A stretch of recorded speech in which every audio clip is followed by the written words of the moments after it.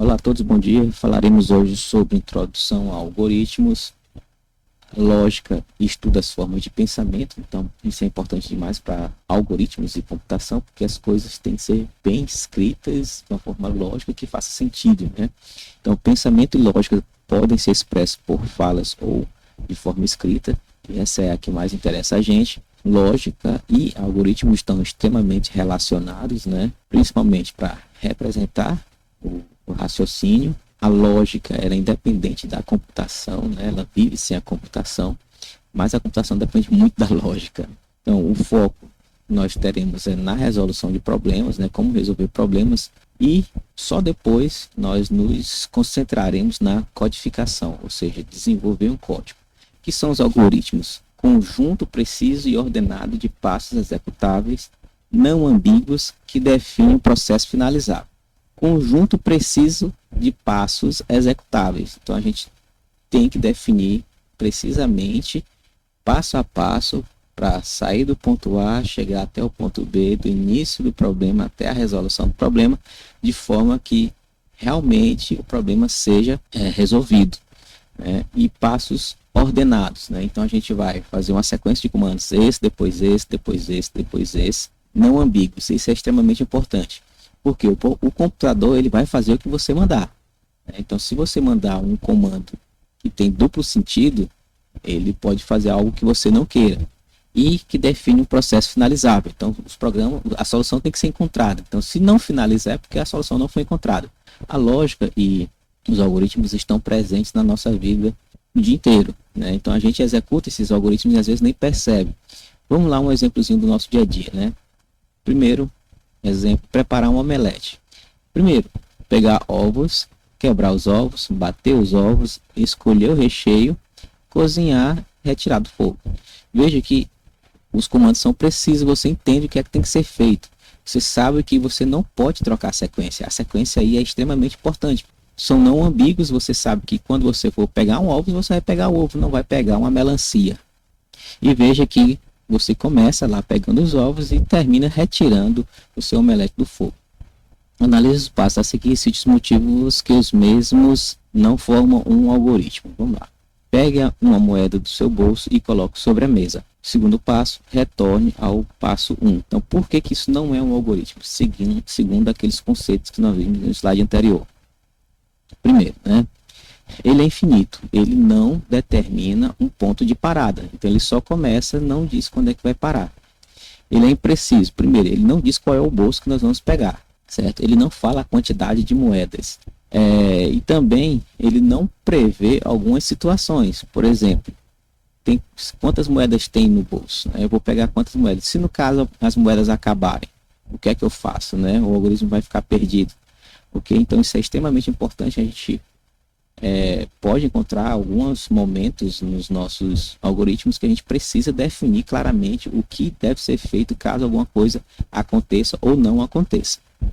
Outro exercíciozinho aqui, né? Vamos ver essa tirinha. Cara, eu nunca vou entender as mulheres. Ninguém vai. Mas por que você diz isso? Minha esposa me pediu para ir ao mercado e disse: traga 6 ovos. Se tiver batatas, traga 9. Tinha batatas, daí ela ficou brava porque eu levei só os 9 ovos. Para entender. Então, qual foi o problema aí, né? Foi justamente neste comando bem aqui. Se tiver batatas, traga 9. Mas ele não disse 9 o quê? Ele entendeu, como eu estava inicialmente falando de ovos, ele entendeu que era para trazer 9 ovos, ao invés de 9 batatas, né? Então, os comandos têm que ser não ambíguos, têm que ser claros, bem definidos. Ok? Errado ele estava? Não estava, né? O comando é que foi mal elaborado. Nós aqui representamos até agora os nossos algoritmos de forma falada. Está na hora de a gente começar a escrever os nossos algoritmos. Então, nós temos algumas formas, que é a linguagem natural, pseudocódigo, fluxogramas e linguagens de programação. Na linguagem natural, né, não é precisamente definida, necessita de maior detalhamento, para nós utilizaremos o português estruturado, e aí tem que ter aquele velho cuidado com as ambiguidades, né? Um exemplo aqui de algoritmo em linguagem natural para a resolução do cálculo da equação de primeiro grau. Primeiro, início do programa, ler A e B. Aqui no caso nós estamos definindo duas variáveis A e B, onde o usuário vai informar qual é o valor de A e também informar qual é o valor de B.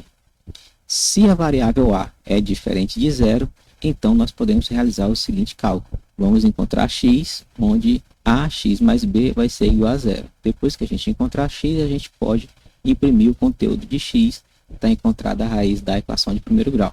Se a não for diferente de zero, significa que ela é igual a zero. Então, se no caso isso aqui não for diferente de zero, isso aqui não será executado, e isso aqui será executado, né? E depois finalizar o programa. Veja que eu tenho duas áreas de exclusão, ou eu executo essa, dependendo do teste que está aqui. O pseudocódigo é muito parecido com o português estruturado, como nós vimos anteriormente, né? Existem algumas estruturazinhas que nós teremos uma aula extra só para falar mais do pseudocódigo. Então, o pseudocódigo é um sistema notacional que expressa ideias informalmente, né? Eu estou falando português estruturado porque nós falaremos em português, certo? Fornece representação de algoritmos de maneira legível e informal. Não existe muita exigência técnica como marcadores, comandos fixos, coisa e tal, mas a gente precisa seguir algumas regrazinhas para poder facilitar e não gerar uma ambiguidade. Por exemplo, para multiplicar, eu vou usar x ou vou usar asterisco, ou seja, padronizar algumas coisas. Então, aqui é uma forma de atribuição de um valor, uma variável, né? Eu tenho aqui a variável nome, onde eu estou armazenando dentro dessa variável a palavra, o texto, veja que tem aspa dupla, então é porque é texto, o texto UFP. Então, este conteúdo aqui agora está armazenado dentro da variável nome. Veja que agora eu tenho aqui a variável saldo, e dentro de saldo eu estou botando um valor. Mas antes de colocar este valor, eu faço um cálculo. Veja, o que é o saldo? É a soma entre o saldo da conta corrente mais o saldo da conta poupança. Certo? Então, antes de armazenar alguma coisa, eu realizo esse cálculo, somo, e o resultado dessa soma é que será armazenado dentro da variável saldo. Aqui, eu tenho um exemplozinho aqui de um teste. Okay? Se x for maior do que 7, então escreva aprovado. Se não, escreva reprovado. Então, veja, o que tiver dentro da variável x, se esse teste for verdadeiro, eu executo a parte verdadeira, que é o logo seguido após o então. Se não, se o conteúdo de x não for maior ou igual a 7, então isso aqui não será executada essa segunda parte aqui. Vamos definir outras estruturas, né? Então, a primeira que nós já vimos, aliás, né, a atribuição, onde a gente coloca uma setinha para a esquerda na direção da variável, onde a gente vai informar algum valor, armazenar algum valor. Nós temos as estruturas de decisão. Se um teste, uma condição for verdadeira, então eu executo uma determinada atividade. Se ela não for verdadeira, eu não executo nenhuma atividade e sigo o fluxo normal do programa.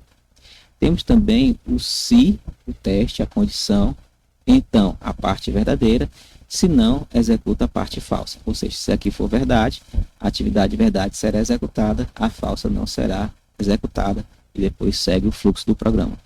Se não, se isso daqui for falso, então essa aqui não será executada, será executada a parte do se não. Vamos lá. Temos também as estruturas de repetição. Elas servem para a gente repetir alguns comandos, um bloco de comandos, enquanto um determinado teste for verdade ou enquanto for falso. O enquanto uma condição for verdadeira, faça um conjunto de uma atividade ou um conjunto de atividades, um bloco de comandos. Ok? E aí, quando chegar no último comando, volta novamente para o teste e verifica se essa condição continua verdade. Se for verdade, executa novamente tudo isso. Ao final, volta para cá e testa, volta para cá e testa, volta para cá e testa, enquanto for verdade. No momento que essa condição deixar de ser verdade, essa atividade não será mais executada e aí segue o fluxo normal do programa. Temos o repita. O repita é um pouquinho diferente, certo? Veja, o enquanto, o teste é no início e após executar todo o bloco de atividades é que eu volto novamente e faço um novo teste. Então, o teste é no início e depois as atividades são executadas. O repita, o teste é no final. Significa o quê? Que a atividade vai ser executada no mínimo uma vez. Aqui não, pode ser que seja de 0 a n vezes essa atividade será executada, já que não é de 1 a n. Outra diferença, a condição, o teste, a atividade vai ser repetida enquanto a condição for falsa. No momento que essa condição for alcançada, for se tornar verdade, e aí não repete mais. Então, repita uma determinada atividade até que uma condição seja verdade. No momento que for verdade, para e encerra o bloco de repetição e o programa segue normalmente. Temos também as operações aritméticas, lógicas e relacionais. As aritméticas: soma, subtração, multiplicação, divisão, potenciação, radiciação, resto da divisão inteira, seno, cosseno, e aí vai. Temos muito, né? Temos também as lógicas e, ou exclusivo e não. Nas relacionais: maior, maior igual, menor, menor igual, igual e diferente. Vamos utilizar esta padronizaçãozinha aqui para criar os nossos nosso pseudocódigo. Vamos lá, utilizando o mesmo código anterior, ao invés de português estruturado, utilizaremos pseudocódigo. Então tá lá, início do programa, ler A e B, que no caso seria uma atribuiçãozinha vinda do teclado, né? Então, como eu não defini ainda como é que faz a entrada de dados, vamos utilizar o comando ler, certo? Ler A e B, ou seja, o usuário informa o valor de A, informa o valor de B. Se A for diferente de 0, veja que esse daqui é o diferente. Se o A for diferente de 0, então eu posso calcular a raiz. Então, x será igual a menos b sobre a. Veja que aqui na outra eu não defini desta forma como é que se encontra a raiz. Aqui não, eu preciso. É como se fosse um pequeno programa mesmo, né? Então, x será igual a menos b sobre a. Veja que essa condição só existe se for diferente de 0, porque se for igual a 0, esse daqui não existe, né? Então, beleza, encontrei o x, imprimo o valor de x. Se a for igual a 0, não tenho como encontrar a raiz, então eu venho para cá, imprimir não a raiz. Fim do se, veja que o se começou aqui, terminou aqui, fim do programa. Algumas vezes a gente não bota fim do se, nem fim do programa, nem início, né, para poder ganhar tempo, né? Por mim tanto faz, né? Não vai fazer diferença nenhuma, certo? Contanto que esteja uma coisa importante, pessoal, tá vendo isso daqui? Esse espaço, essa diferençazinha aqui, daqui para cá, chama-se indentação. Utilizem, pessoal, isso facilita demais a vida de vocês, certo? Na hora de visualizar um programa. Se você botar tudo numa única coluna, vai ficar horrível. Você não sabe onde é que começou o se, onde é que começou o se não. Fica terrível, certo? Então, sempre que você for criar um bloco de comandos, faça uma indentação, certo? Okay, então, não é preciso nem numerar, certo? Porque essa numeração aqui é só de forma didática. Então, mas esses números aqui não entram nos nossos códigos, ok? É só para facilitar o entendimento. Então, tá aqui, indentação. Veja o problema da indentação. Se o produto está sujeito a imposto, então, se preço maior do que o limite, então pagar X, se não, pagar Y, se não, pagar Z. Meu Deus do céu, né? O que é que isso quer dizer? Então, sem indentação, isso daqui fica terrível, um suplício para entender o que está acontecendo aqui. Vamos lá indentar direitinho o nosso programa. Então, traduzindo este monstro para cá, se o produto está sujeito a imposto, então, veja que isso aqui tudo é a parte verdade desse primeiro teste, certo? Ou seja, é o bloco verdade deste então aqui. E aqui está a parte falsa, né? Então, se isso aqui for executado, essa aqui não será executada. Se essa aqui não for executada, se esse teste for verdade, apenas esse comando será executado. Se o preço for maior do que um determinado limite, então eu pago X. Se não, se ele for menor ou igual, pagarei Y. E este comando aqui não será executado. Outra forma de representar é através de fluxogramas. São esses gráficos aqui que servem para a gente criar o nosso código, né? Visualizar direitinho por onde a execução do programa passará. A vantagem de trabalhar com fluxograma é maior clareza nos fluxos dos passos, né? Você sabe por onde é que o fluxo está passando, por quais comandos serão executados. É uma linguagem visual. A desvantagem é que você precisa aprender essas convenções, né? Então às vezes é difícil, cada autor modifica, cria alguma convenção nova, né? Já tenta se padronizar, mas cada autor pode criar a sua. Ela é mais trabalhosa, se você tem que desenhar bonitinho aqui para poder entender. Então veja que aqui é um retângulo, aqui é um trapézio. Se você não for muito bom em desenho, seus retângulos serão confundidos com trapézios, né? E isso leva tempo para você desenhar este negócio, botar os comandos. E além disso, se você errou, para corrigir é mais complicado, né? Então, vamos lá. Nós temos aqui os terminadores, eles indicam o início e o fim do programa.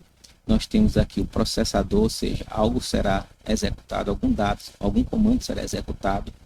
Aqui nós temos este trapézio, entrada de dados, armazena dados informados pelo usuário, ou seja, é como se o usuário estivesse informando pelo teclado, pelo mouse, algum valor, esse valor será armazenado em alguma variável. Nós temos também este balãozinho aqui com um triângulozinho aqui na ponta, né?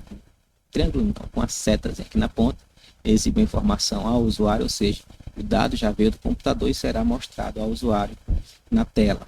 Temos também aqui este losango, né?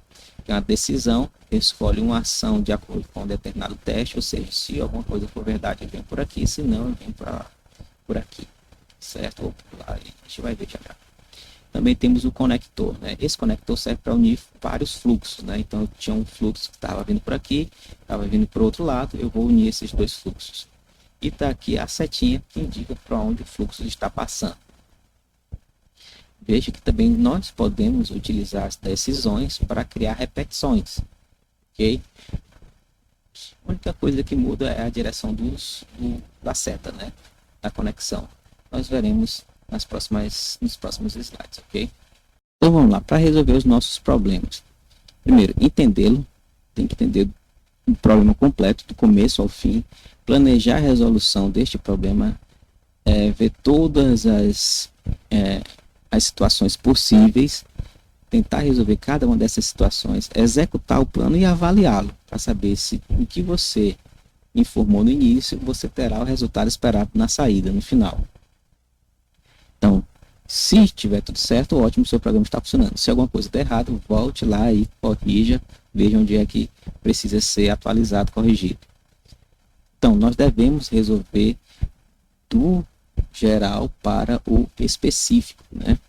Ou seja, refinamentos sucessivos. A gente vai aumentando o nível de detalhamento cada vez mais, até que você chegue no nível de detalhamento que realmente você chegou próximo ao programa que você deseja.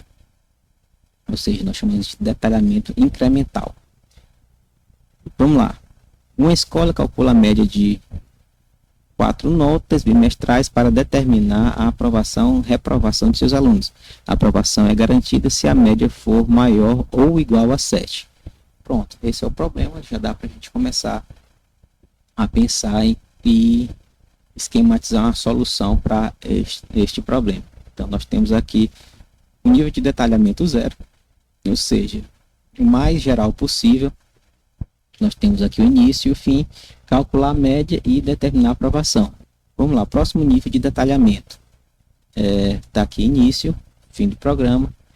Entrar com as 4 notas, ou seja, o usuário tem que informar as 4 notas. Depois que o computador tiver essas 4 notas, calcula-se a média e depois determina se essa média está de acordo com o exigido aqui, maior ou igual a 7. Se tiver, apresenta a aprovação ou não do aluno. Próximo nível, início e fim. Temos aqui entrar com as 4 notas, calcular a média e temos aqui um teste. Se média for maior ou igual a 7, então eu venho por aqui, apresento, imprimo aprovado e finalizo o programa. Se não, se a média não for maior ou igual a 7, ou seja, abaixo de 7, o aluno será reprovado. Então, apresento o texto reprovado e finalizo o programa. E vamos para o nível 3, início, fim. Veja que aqui é a entrada de dados, nota 1, nota 2, nota 3, nota 4. Criei aqui a minha variável M, que é a média, onde eu vou somar as 4 notas e dividir por 4. Então, está calculado aqui M. Se M for maior ou igual a 7, então eu imprimo aprovado e finalizo o programa. Se não for maior ou igual a 7, o fluxo vem para cá, será impresso reprovado e finaliza o programa. Temos aqui um algoritmo para trocar lâmpada. O primeiro passo é a sequencial, né? Um comando após o outro. Pegar uma escada, posicionar a escada debaixo da lâmpada, buscar uma nova lâmpada, subir na escada, retirar a lâmpada velha e colocar a lâmpada nova. Essa daqui é um bom algoritmo, porém a gente precisa fazer alguns testes, alguns melhoramentos. Vamos lá, pegar uma escada, posicionar a escada sobre a lâmpada, buscar uma nova lâmpada, acionar o interruptor. Se a lâmpada não acender, significa que a lâmpada está queimada. Então, o que é que eu faço? Subo na escada, retiro a lâmpada que está queimada e coloco a nova lâmpada. Beleza, melhorou um pouquinho, mas a gente precisa melhorar ainda este algoritmo. Essa nova sequência aqui, né, evita uma busca desnecessária. Vamos lá, primeiro passo de tudo é acionar o interruptor, logo do começo, né? Para quê? Para não gastar energia física corporal desnecessária, né? Se não acender, aí é que eu vou buscar a escada, né? Faz mais sentido, né? Então, pega a escada, posiciona a escada sob a lâmpada, busca a nova lâmpada, aciona o interruptor para desligar. Veja que eu acionei aqui, está passando energia. Eu não vou mexer na lâmpada com ela ligada para não tomar choque, né? Então, eu vou lá, desligo a lâmpada. Aí eu subo na escada, retiro a lâmpada queimada e boto a nova lâmpada. Vamos melhorar esse algoritmo. Então, se a nova lâmpada também estiver queimada, o que é que acontece? Então, primeiro passo, aciona o interruptor. Se a lâmpada não acender, é porque está queimada, então precisa ser trocada. Pega a escada, posiciona embaixo da lâmpada, busca a nova lâmpada, aciona o interruptor para desligar, para não pegar choque, subo na escada, retiro a lâmpada queimada, coloco a nova lâmpada. Se a nova lâmpada não acender, você for zerado, você vai ter que pegar a segunda lâmpada e fazer tudo de novo.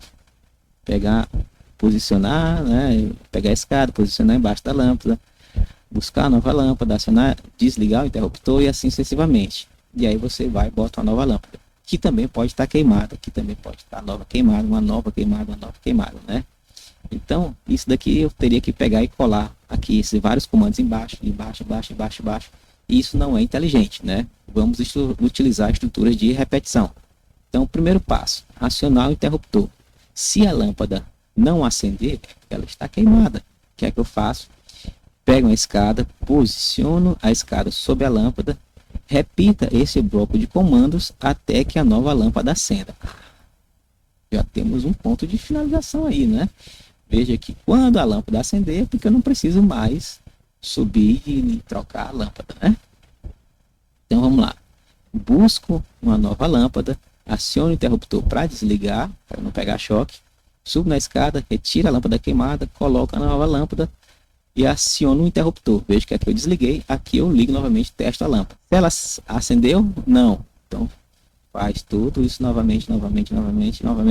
Acendeu, não. Acendeu, pronto. Então finalmente você parou de apanhar para a lâmpada e aí sua lâmpadazinha está funcionando e finaliza o seu programa. Ok? Então a gente precisa desse nível de detalhamento, porque às vezes as primeiras soluções que você encontra provavelmente não vai funcionar, não vai ser a melhor possível. A gente precisa desta avaliação, deste refino, deste melhoramento até encontrar realmente a melhor solução possível. Então, um problema pode ter diversas soluções. Algumas delas são melhores, mais indicadas, outras resolvem, mas não são as mais eficientes possíveis, né? Então, como é que eu vou saber, professor? Prática. Não adianta, sem praticar, sua vida vai ser um pouquinho mais complicada, certo? Então, algumas são melhores do que outras sobre algum critério. Pode ser desempenho, a quantidade de código, o tempo que você passa para escrever o código, ou o tempo necessário para a execução.